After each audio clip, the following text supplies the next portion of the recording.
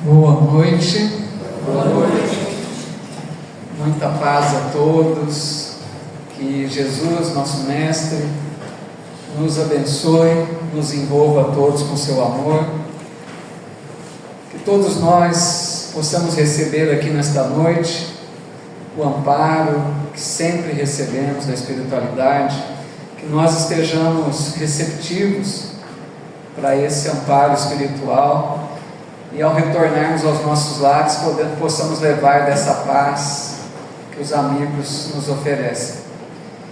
Uma alegria estar aqui de volta. Eu agradeço muito o convite para retornar. Agradeço o acolhimento tão fraterno de sempre. É uma alegria muito grande sempre que podemos retornar a esta casa.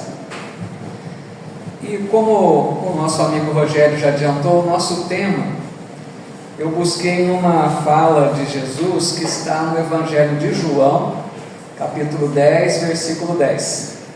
Eu vim para que todos tenham vida e a tenham em abundância. Então, para a gente pensar um pouco hoje sobre a nossa vida, como nós temos vivido, será que temos vivido em abundância? E para isso,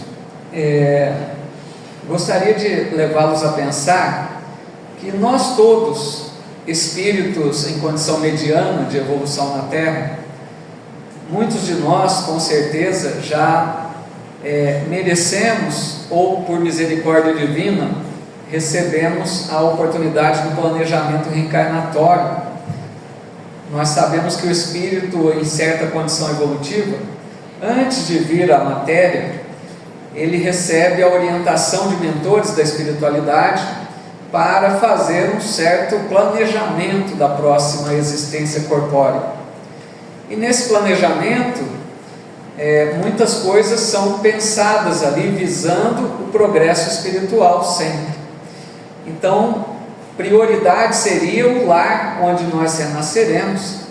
Sabemos que voltamos geralmente junto daqueles com os quais nós temos afinidades ou desavenças do passado, né?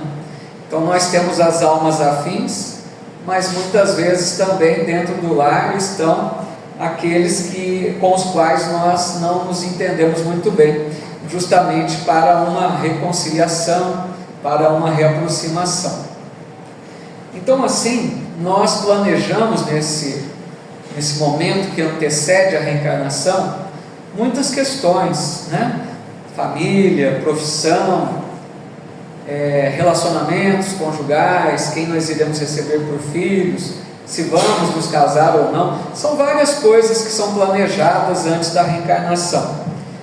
Mas o que eu queria destacar aqui é que, além das questões particulares de cada um, porque cada um de nós terá questões particulares no planejamento, mas eu quero destacar aqui, pessoal, alguns pontos que eu creio que todos nós planejamos trazer para a reencarnação. Alguns pontos que nós trazemos como meta, objetivo de vida. Eu diria que nós trazemos como uma certa prioridade trabalhar nossas imperfeições.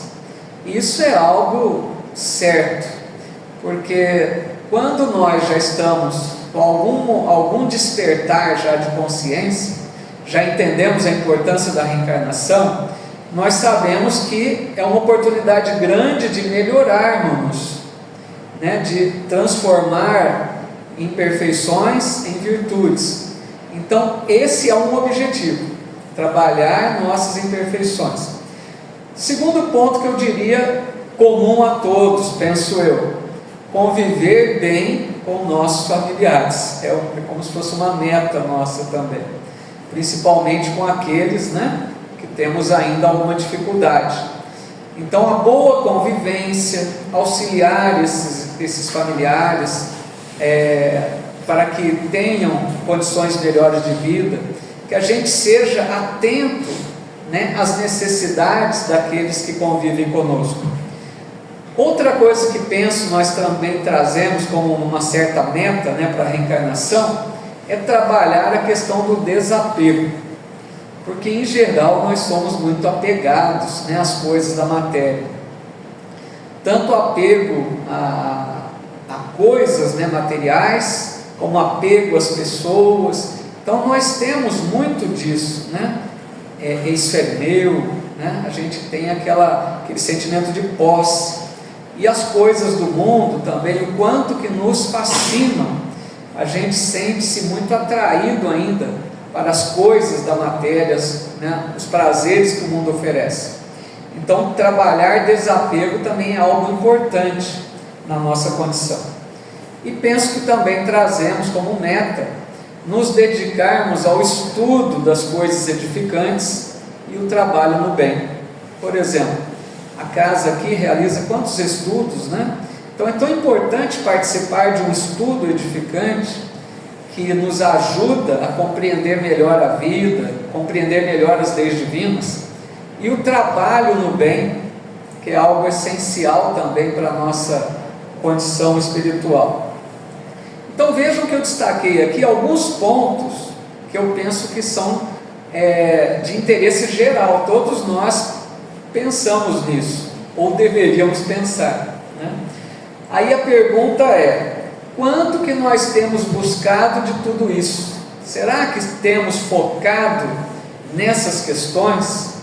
Porque eu penso que quando aqui estamos, como a matéria ainda exerce uma influência muito grande sobre nós, pode ser que a gente deixe de lado muitas questões espirituais. A gente viva mais para as coisas do mundo do que para as coisas do Espírito. Porque aqui nós nos sentimos atraídos, né? É até natural na nossa condição. O mundo é fascinante, a Terra é bela, o planeta bonito, né? Com tantas belezas naturais. E a gente se sente atraído, gozar intensamente a vida, não tem nada de errado, né? Mas desde que a gente não exceda e fique apenas nisso. Penso que também a gente vai muitas vezes na contramão do planejamento reencarnatório. Por exemplo, quantos de nós falamos assim: eu quero muito viver em paz? Viver em paz é ótimo, mas o mestre alertou que tem duas formas de paz, né?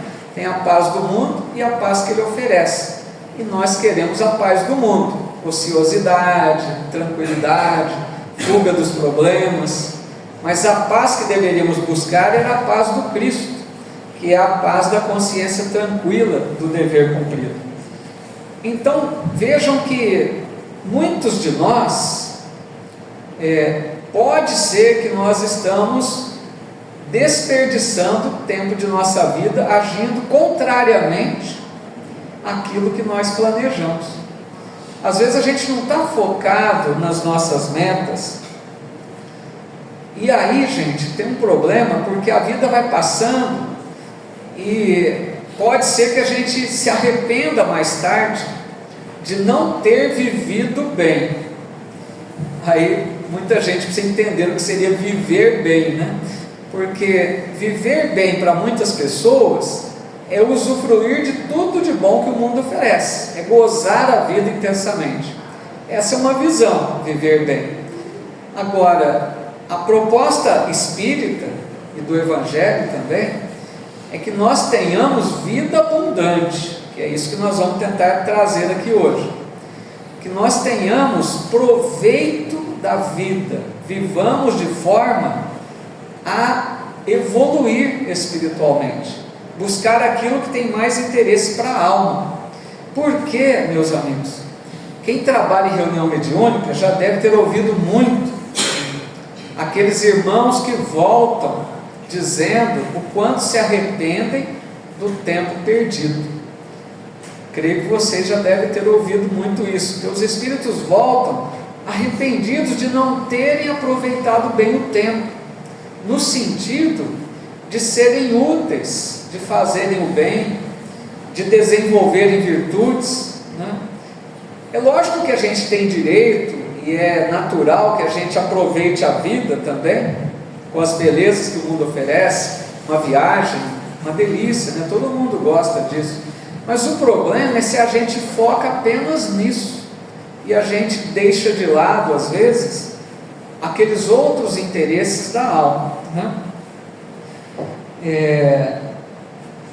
Nesse sentido, que a gente tem todo o direito de usufruir dos bens, mas saber ter o equilíbrio, eu recordo aqui uma fala de Jesus que ele disse: buscai primeiro o reino de Deus e sua justiça, e tudo mais vos será acrescentado.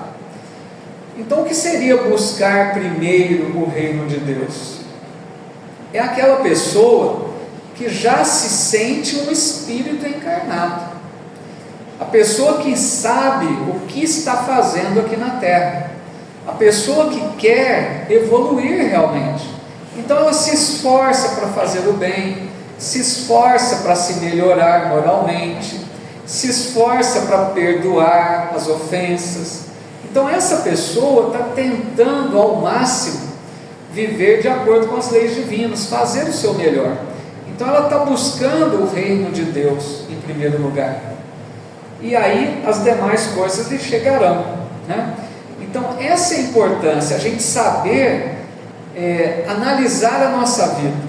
Eu penso que é importante de vez em quando a gente fazer uma pausa, para por uns instantes e analisa a sua vida. Pense assim: como eu tenho vivido? O que eu tenho elegido como prioridade de vida? Em que eu gasto meu tempo? É importante a gente pensar isso, para a gente ver quanto que nós estamos gastando de tempo com relação aos interesses da matéria e quanto estamos preocupados com a alma. Se a gente descuidar, pode ser que nós estejamos distraídos com relação aos interesses da alma. Então, falando em vida, que é o nosso tema principal aqui, vida abundante, a gente poderia perguntar: o que é a vida? Tem uma frase que diz assim: só se vive uma vez. Muitos espíritas rebaterão essa frase dizendo: está errado, nós vivemos muitas vezes, nós reencarnamos. Mas pensemos mais a fundo nessa frase. Quando Deus nos criou, e eu não me refiro ao corpo, falo aqui do espírito.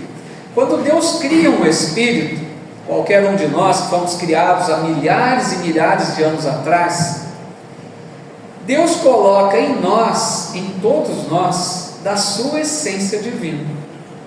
Nós temos algo de Deus em nós.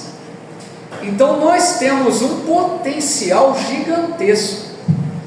Por isso a doutrina diz que um dia, depois de muito tempo, de milênios, nós chegaremos à condição de um Cristo. Pode parecer estranho, analisando nossa condição atual, mas vejam o potencial que nós temos, potencial de perfectibilidade, atingir a perfeição possível às criaturas de Deus. Então, se nós temos esse potencial, é porque nós precisaremos viver muito para alcançar isso. Então, quando Deus cria o Espírito, Ele cria o Espírito para viver vida eterna, e não para viver uma vida. Quando Deus cria o Espírito, esse Espírito não conhecerá a morte. Será que nós já pensamos nisso mais a fundo? O Espírito nunca morre. Nunca. Quem morre é o corpo, a gente confunde às vezes. E as pessoas ficam tão presas nesse sentir no corpo, que a pessoa fala de um jeito como se ela fosse o corpo. Quando eu morrer, eu não vou morrer. A gente precisava corrigir a fala. Eu quero ser enterrado. Você não vai ser enterrado. A gente tem umas falas muito estranhas. Então nós somos o Espírito. Eu não vou morrer nunca. Meu corpo um dia vai, mas eu não. Então, se Deus cria o Espírito para a vida eterna, e o Espírito não morre, tem uma vida só. Vocês estão entendendo como às vezes a gente interpreta errado as coisas? nós vivemos uma vida, vida eterna, com a diferença que ora estamos encarnados e ora estamos desencarnados. Encarnados, desencarnados, encarnados, desencarnados, mas é a mesma vida, é vida eterna, para a gente ter noção do que é vida. Então esse trechinho que a gente passa aqui, de 80, 100 anos, é nada, é um piscar de olhos na eternidade, e a gente se agarra tanto a isso, parece que isso aqui é tudo para nós. Não, mas se eu não realizar meu sonho agora, gente, seu sonho vai realizar em muitas existências. Se não foi possível agora, na próxima pode ser. Para a gente não se prender tanto a isso, esse trechinho pequeno da viagem. Mas voltando lá a Jesus, né? Eu vim para que todos tenham vida e a tenham em abundância. Quando os discípulos ouviram isso, eu acho que eles devem ter ficado confusos. Como assim? Já estamos vivos? Mas Jesus falava dessa vida abundante. Jesus veio ensinar a viver vida abundante, porque Ele viveu dessa forma. Ele viveu para o Espírito, para as coisas de Deus, mostrando o caminho, né, da felicidade verdadeira. Só que infelizmente nós vemos que durante muitos séculos, creio que até hoje, muitos irmãos estão interpretando errado essa fala de Jesus. Porque quando ele disse viver em abundância, muitas pessoas entenderam, nós mesmos em reencarnações passadas, possivelmente entendemos errado, achando que Jesus se referia à abundância de recurso financeiro, prosperidade financeira. Tanto é que há irmãos de outras crenças que prometem, né, se você aceitar Jesus, se você acreditar, você vai ter uma vida abundante, uma vida com muitos recursos. Não é isso. Jamais Jesus teria preocupado com o dinheiro.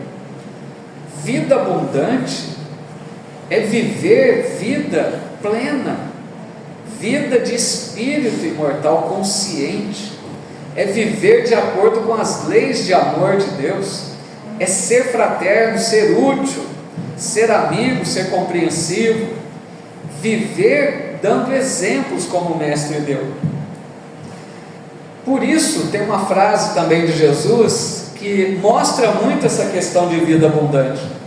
Ele disse assim certa vez: quem quiser ganhar a sua vida, perdê-la, e quem perde a sua vida por amor a mim e ao Evangelho, salvá-la.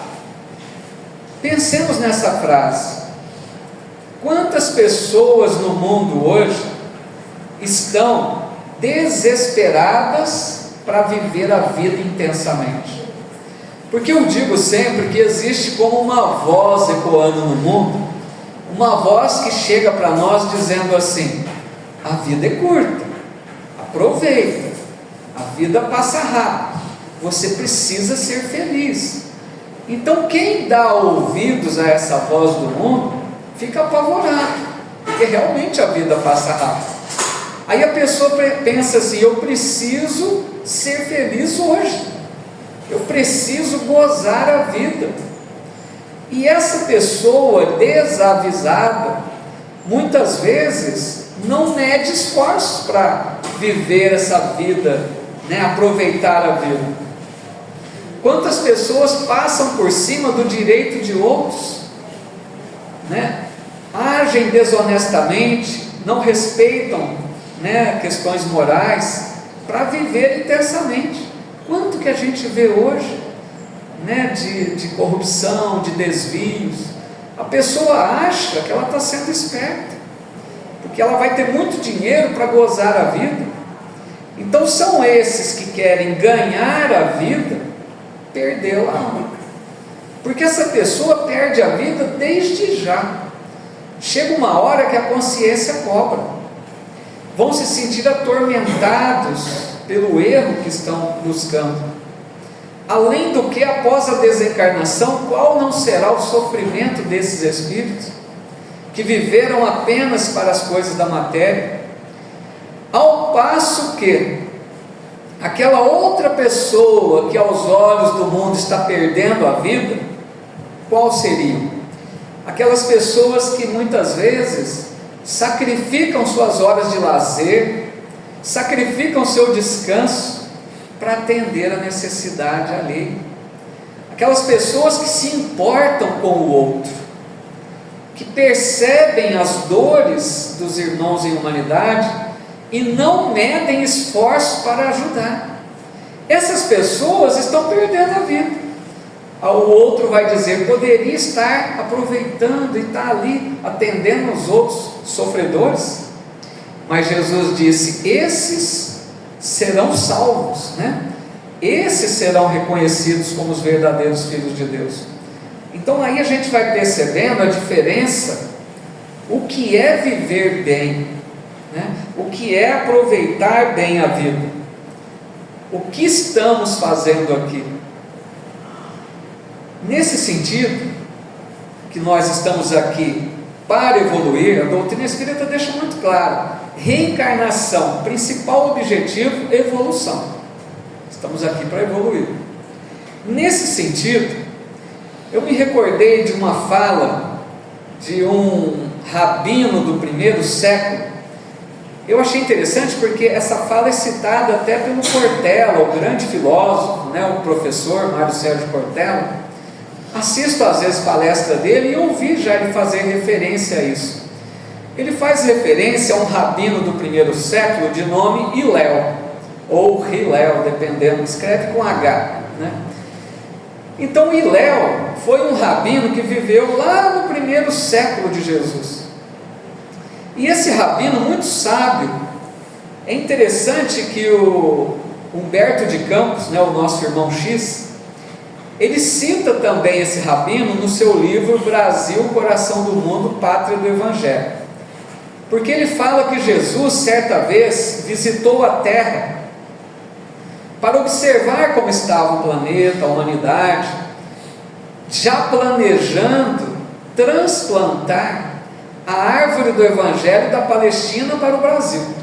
Jesus já tinha esses planos de trazer o Evangelho para essas terras novas, né, que estavam para ser descobertas. Então Jesus veio à Terra junto de uma equipe sua, de anjos, e ali estava também esse rabino, lógico, né, desencarnado, de nome Hillel, um grande sábio da antiguidade. E esse rabino, ele deixou uma frase que nos importa muito aqui para a nossa reflexão, porque ele disse assim: se eu não for por mim, quem o será?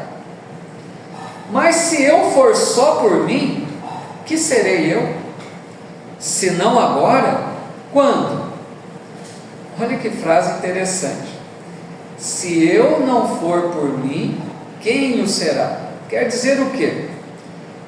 A consciência de que cada um de nós precisa fazer o que lhe cabe, o que nos cabe. Ninguém vai fazer por nós a parte que nos cabe, que nos toca. Estamos falando de evolução. Por mais que alguém nos ame, nossa mãe, nosso maior amor da vida, não vai fazer nada que cabe a nós. A pessoa pode e deve, né, nos auxiliar, isso sim, bons conselhos, orientação, exemplo de vida, mas se eu não fizer a transformação, ninguém faz por mim. Então é isso que ele disse: se eu não for por mim, quem o será? Agora, se eu for só por mim, que serei eu? Aí ele toca num ponto delicado, que é a questão do egoísmo. Porque se eu preocupar-me apenas comigo mesmo, esquecer os outros, eu sou egoísta. Porque às vezes a pessoa já conquistou uma boa evolução, mas não preocupa de auxiliar o semelhante. Então nós precisamos fazer a nossa parte, mas também auxiliar aqueles que vêm atrás. Assim como nós precisamos dos que seguem à nossa frente, nós devemos estender a mão para quem vem atrás. Então é essa solidariedade, né? Essa boa convivência, fazer a nossa melhora íntima e auxiliar o nosso semelhante. Aí ele diz: se não agora, quando? Aqui é aquela ideia, né? Não ficar protelando, porque a gente tem esse hábito ruim de jogar para frente. Ainda mais espírita, né? Fala assim: deixa para a próxima vida, deixa para a próxima existência. É um hábito errado esse, porque se hoje nós temos as condições favoráveis, por que não aproveitar? Hoje nós estamos aqui desfrutando do privilégio da doutrina espírita. Quem garante que nós vamos nascer espírita da próxima vez? Ninguém garante. Nós estamos no Brasil, que apesar de muitos falarem mal, é um país abençoado, é um país fraterno, acolhedor, que não faz diferença de raças, né? Acolhe a todos, um país de religiosidade. Quem garante que nós vamos renascer no Brasil? Então, gente, pensemos nisso. Se eu posso hoje dar um avanço no meu progresso espiritual, por que deixar para amanhã? Por que protelar isso? Se não agora, quando? Façamos já, né? Então, a gente vai entendendo que vida abundante se resume em fazer a vontade de Deus. Jesus dizia sempre: eu faço a vontade do Pai, daquele que me enviou. Porque a vontade de Deus para nós, qual é? A melhor. Deus criou suas leis para a nossa felicidade. Então, quanto mais a gente compreende que seguir as leis de Deus é caminho de felicidade, isso é fazer a vontade de Deus, viver de acordo com suas leis. Mas Deus não impõe nada, né? Ele é um Pai tão amoroso que Ele respeita nossas escolhas. É a parábola do filho pródigo. Aquele pai da parábola do filho pródigo representava Deus. O filho pediu a parte da herança, ele deu, vivo, nem estava morto, deu a parte do filho. O filho foi, gastou tudo, mas o pai sabia que um dia ele voltaria. Então assim é Deus conosco. Ele permite nossas escolhas, por piores que sejam, mas Ele quer que quando a gente volte a Ele, quando a gente volte à casa do Pai, voltemos desejando realmente, conscientes de que é o melhor para nós. Então, vida e abundância, eu diria que é ter amor pela vida, independente da vida que temos. Porque nenhum de nós tem uma vida plenamente feliz. Todos nós temos tribulações, problemas, dificuldades, todos temos, de um jeito ou de outro. Mas conforme a gente vai aprendendo com a doutrina, que a vida nos oferece as melhores oportunidades para nós espíritos, é olhar para essa vida com bons olhos. Está difícil? Tá. Tem problemas? Tem. Mas não é à toa que esses problemas estão na minha vida. Não é por acaso que eu tenho um familiar difícil. Não é por acaso que eu estou passando dificuldade financeira, que eu sofro de uma doença. Não é por acaso. Não é descuido divino. Então essas situações nos oferecem oportunidades de crescer espiritualmente. Se eu souber lidar com essas adversidades, eu avanço. Então o primeiro ponto é olhar para a vida com bons olhos, não ficar reclamando da vida. Pensemos assim: o que será que eu posso aprender com esse problema? O que a vida quer me ensinar? Que habilidades eu posso desenvolver com essa questão? E enxergar a vida com esses bons olhos. Eu diria também que vida em abundância é amar mais, ter amigos, conviver mais, não se isolar, cada um em sua casa, aumentar o amor em nosso coração. Quanto mais a gente ama verdadeiramente, mais viveremos em plenitude, em comunhão com os planos mais altos da vida. É olhar para as pessoas, enxergando nelas irmãos nossos, pessoas difíceis, pessoas diferentes, sim, todos somos filhos de Deus. Quando Jesus olhava para nós, quando aqui esteve, ele olhava e não via o pecador, a pecadora, ele via um anjo, porque Jesus conseguia ver o que será aquela pessoa no futuro. Então todos nós temos muitos problemas para resolver, mas todos nós somos filhos do mesmo Pai, irmãos. Então procuremos nos olhar dessa forma. Viver em abundância, diria também, que é se capacitar, estudar mais, aprender sobre as leis divinas. A doutrina espírita oferece um manancial, de oportunidades de aprendizado, de estudo.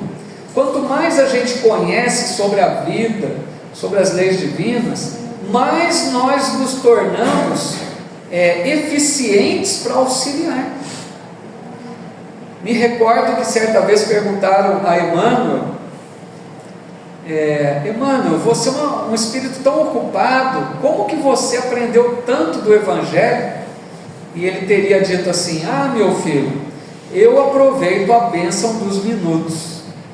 Olha que espírito sábio, quer dizer, alguns minutos já valem para alguma coisa. Às vezes na nossa vida nós temos lá meia hora sobrando, a gente diz: meia hora não dá para fazer nada. Claro que dá. Se a gente usasse esses 30 minutos para ler todo dia, quanto não leríamos ao final de um ano? Um exemplo só, Então aproveitemos a bênção dos minutos. Eu diria também, por fim, que vida abundante, essencialmente, é sermos úteis. É o que todos os espíritos repetem: sermos úteis, não vivermos apenas para nós mesmos, procurarmos fazer algo pelo outro, e todos nós podemos de uma forma ou de outra. Então, nesse sentido, para a gente perceber a importância de ser útil, eu recordo-me aqui do livro O Céu e o Inferno. Naquela segunda parte que fala dos depoimentos, das conversas que Kardec teve com os espíritos, existe um diálogo com o espírito Joseph Bré, está na segunda parte do livro. Esse espírito colocado lá como condição mediana, nem era muito evoluído, nem muito atrasado espiritualmente. E Kardec conta que a neta desse espírito fez a evocação do avô, queria ter notícias dele. Naquela época, eles usavam evocar. O que é isso? Chamar pelo espírito, para que desse uma comunicação. Hoje em dia não é comum as evocações, nós esperamos as comunicações espontâneas, mas naquela época eles evocavam. E essa neta então chama pelo avô, que queria muito ter informação dele, já desencarnado. E quando o avô comparece ali, para aquele diálogo, ela pergunta a ele como ele estava no mundo espiritual, porque ela conhecia bem o avô, sabia que ele era uma boa pessoa, e ela queria ouvir dele que ele estava recebendo a recompensa de ter sido tão bom. E ele diz para a neta: minha neta, eu sofro, mas não como poderias imaginar. Aí a neta ficou com a pulga atrás da orelha, Como assim, meu avô? Ela falou para ele: você foi uma pessoa tão boa, um homem honesto, por que você sofre? Você não foi um homem honesto? E ele diz a ela: minha neta, fui honesto no juízo dos homens, mas existe um abismo entre a honestidade perante os homens e a honestidade perante Deus. Olha que sério isso. Quer dizer o quê? Nós todos que procuramos ser pessoas responsáveis, honestas, né, que cumprimos nossos deveres, temos responsabilidade, ele está dizendo que nós somos honestos perante a lei dos homens, mas perante Deus é mais que isso. E aí ele vai explicar: honesto aos olhos de Deus será aquele que, possuído de abnegação e amor, consagre a existência ao bem, ao progresso de seus semelhantes. Esse é o honesto perante Deus. Gente, é muito sério isso, porque nós queremos ser uma pessoa de bem, uma pessoa boa. Então a gente pensa assim: eu não faço mal para ninguém, eu tento fazer o bem que eu posso. Será que eu estou fazendo o meu melhor? Será que eu estou sendo honesto perante Deus? E ele coloca aqui: consagre a existência ao bem. Então, gente, dá uma dimensão do que se espera de nós que já estamos conscientes da proposta do Cristo. Não é pouco, é muito, porque é não medir esforços para semear o bem. Todos os dias da nossa vida podemos fazer isso. Aí, será que a gente está se dedicando assim? É lógico que nós temos dificuldades, limitações, problemas de várias ordens, né? A vida é difícil, mas penso eu que a gente deveria cada vez mais, né, aprender com essas lições que nos chegam, que não bastam pequenos esforços, façamos o máximo. Quanto mais a gente compreende que nós nascemos, renascemos aqui para convivermos, para nos ajudarmos, é preciso, né, enxergar o outro na nossa vida. E para dar só um exemplo de vida abundante, para não extrapolar muito do horário, né, eu gostaria de lembrar, a gente poderia citar o Chico, tantos outros exemplos maravilhosos de pessoas que viveram essa vida abundante, mas eu quero lembrar de um exemplo que eu achei tão bonito, a história dela, que está lá no livro Há 2000 anos, de Emmanuel, que é a esposa do Públio Lentulus, né? A Lívia. Nós vemos lá no romance que o Públio, que era um senador romano, que é o nosso Emmanuel, né? Viveu a época de Jesus como senador romano, ele era casado com Lívia e eles viviam um grande amor, se amavam, se respeitavam, conviviam bem, mas as circunstâncias da vida, eles se mudaram lá para a região da Palestina, né, por causa da saúde da filha, e lá naquele novo ambiente complicado, criaram, né, armaram uma questão, para uma acusação mentirosa, né, para mostrar para Públio que Lívia o estava traindo. Ele, de primeiro momento, rejeita, conhecia bem a esposa, mas criaram uma cena, armaram de uma tal forma, que ele presencia certa vez ela saindo de determinado lugar, e aí disseram que ela estava, né, junto do possível amante, e não era nada disso, era uma armação mentirosa. E aí então Públio acabou acatando aquela acusação mentirosa, pensou então que ela o estava traindo realmente, e ele então não se separa dela no sentido de cada um para seu lado, eles continuam convivendo no mesmo lar, porém ele não a considera mais como sua esposa, ele não permite a ela que cuide da educação da filha, dos filhos, né? Ele deixa Lívia na casa como se fosse uma serviçal, que ela não poderia ter mais a convivência da família. Imagina, rejeitada dentro do próprio lar. Mas Lívia teve a bênção de conhecer Jesus, que era a época do Cristo. Ela conseguiu ouvir de Jesus lições de vida eterna. E ela então, lógico, tentou se justificar para Públio, dizendo que aquilo era uma mentira, mas ele não permitia que ela falasse nada, dada a sua arrogância, né? O seu orgulho ferido. E ela então, aprendendo as lições do Cristo, ela se resignou. Ela se manteve serena, tranquila, continuou amando Públio, continuou mantendo ali, né, a vibração elevada de paz, e aceitou a situação humilhante de ser tratada como, né, infiel, e continuou ali na casa, resignada, tranquila. E Emmanuel nos conta nesse livro, há 2000 anos, num capítulo muito bonito chamado Alvoradas do Reino do Senhor, que quando ela desencarna, Lívia foi das primeiras mártires do cristianismo. Ela foi levada naquelas arenas dos circos romanos para ser comido pelas feras, né, aqueles cristãos. Eles preferiam a morte do que negar Jesus. E Lívia estava dentre aqueles que seriam mortos. E ela então, quando desencarna naquela situação trágica, conta Emmanuel da beleza que ela presencia na dimensão espiritual. Eles são levados para uma dimensão de tanta luz, de tanta paz, e a hora que eles observam bem, lá estava o próprio Cristo recebendo aqueles primeiros cristãos.